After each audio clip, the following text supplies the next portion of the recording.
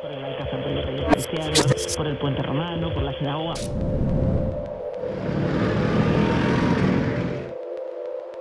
When you want to watch a movie or a TV show, you know what to do.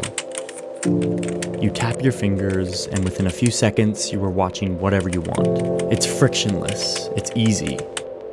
But in some places, it's not so easy.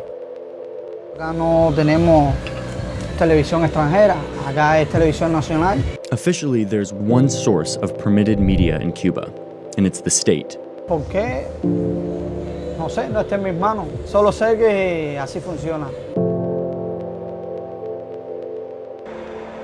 But Cubans found a way to work around this media blockade to distribute the latest in global entertainment to the entire country, coordinated entirely by an informal market of underground data traffickers, based both in Havana and the United States. It's the fruits of the internet without any of the guts.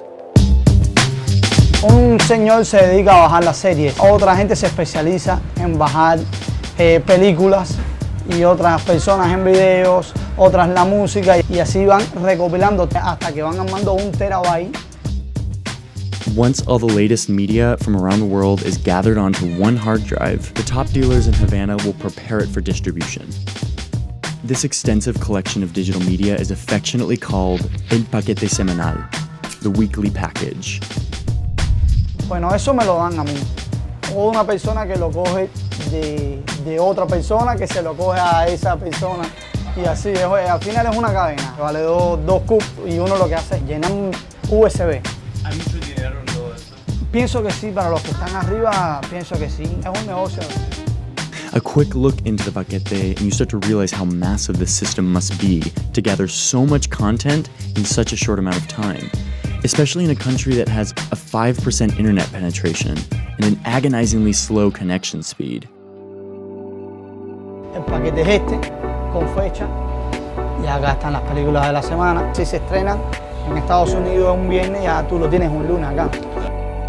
Son fotos de tecnologías y cosas que se bajan de internet, ¿no? Es un internet casero. Es un internet casero. Tenemos aquí los animados, aquí todo organizado, los animados. Esto ahora mismo lo están estrenando. Aplicaciones para Android. Acá tenemos una serie de todo, iPhone y muy buena calidad. Acá lo puedes ver, ya tienen ya una calidad de 1920 por 1080 Full HD.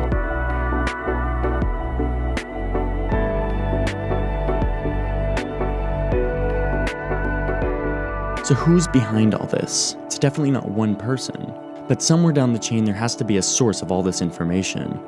Someone coordinating the distribution. I found a couple of 20-year-olds who make their living hustling Havana's streets, participating in the thriving industry of shadowy odd jobs. Between driving taxi bikes without a license and giving unofficial city tours to European visitors, these guys move el paquete between distributors from time to time. They led me behind the scenes in Havana, where I saw how the paquete makes its rounds every week. The distribution centers are usually in the back of cell phone repair shops or DVD stores. Hardware flowing in and out of these places doesn't attract unwanted attention.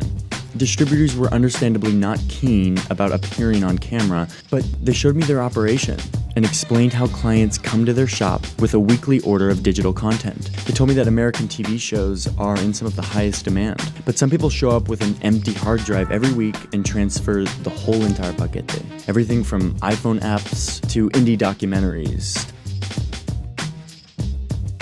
After poking around, I finally worked my way up the chain to discover who is coordinating this massive enterprise. They call him Dani Paquete, and he agreed to meet with me.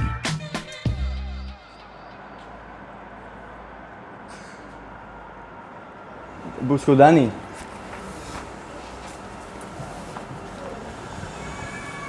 Perfecto, ya. Oye, gracias, Antonio. Que tenga un buen día.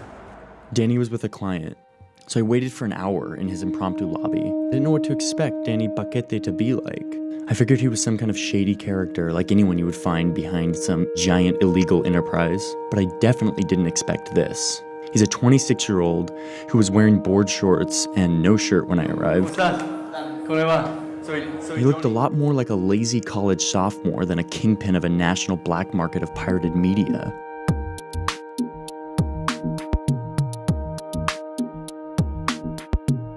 But after 5 minutes of sitting in his office with a client in the room, I quickly gained a respect for Danny and the media machine that he's running. As Danny's 40-year-old assistant helped load the hard drive of a local distributor, I watched a live feed of the popular Spanish network Telemundo digitizing on the screen. Danny must have a hidden satellite and a fake water tower on his roof, a fairly common Cuban practice.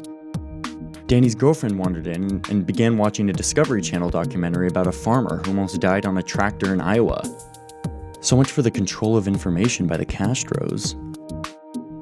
La serie que sale hoy por la noche, al otro día la tenemos aquí para mañana. Tenemos varias gente que se responsabilizan por cada sección del paquete. Todos ellos hacen su trabajo, me lo entregan a mí y después yo lo saco para la población. There's one other competitor in Havana for national paquete consumers. Danny recently started sending one of his runners on an airplane to the far corners of the country in order to get a leg up on the competition. Todo negocio tiene su competencia, si no nos estancamos en un lugar. Tengo que tener competencia para poder superarme cada día, cada semana. There's no way of knowing exactly how many paquete consumers there are in Cuba. But of the hundreds of people I talked to while there, only 2 had never heard of this, and most were consumers themselves. So if there's one thing all of this taught me, it's that when people want information, they're gonna find a way to get it. Cubans live on an island, cut off from the world's information for almost 6 decades, and they've come up with some pretty innovative workarounds to their situation.